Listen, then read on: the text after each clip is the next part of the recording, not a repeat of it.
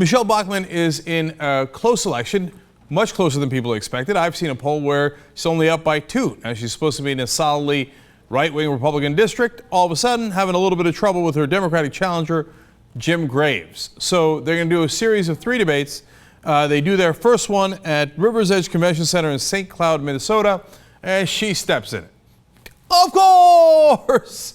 So now they're talking about how she constantly attacks President Obama, but does not have very specific ideas about how to actually fix Social Security and Medicare. But she's going to respond to that charge, and I have never seen a debate audience react like this before. So yes, I've very much been a part of the solution, and it's insulting to say that these are political speech, because that's one thing I do not do, is political speech. I want to we're going to switch gears. That was awesome. Because what was great about it was how authentic it was. You know, and sometimes you get authentic moments in a debate, and that tells you something about the crowd or the candidates. So, for example, during the Republican primaries, we had all those moments where they cheered or they booed, depending on who they wanted to kill, right? War, yeah! Let him die without health insurance, yeah! Death row, yeah! And it told you something about the state of the race.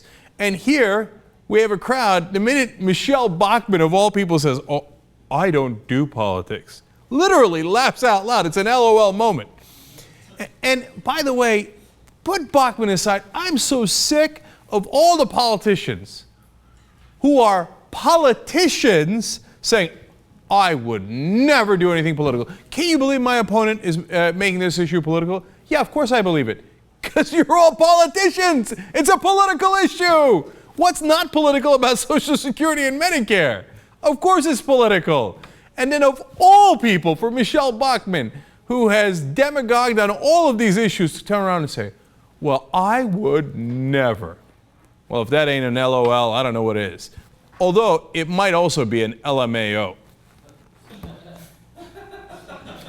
You see what I'm talking about?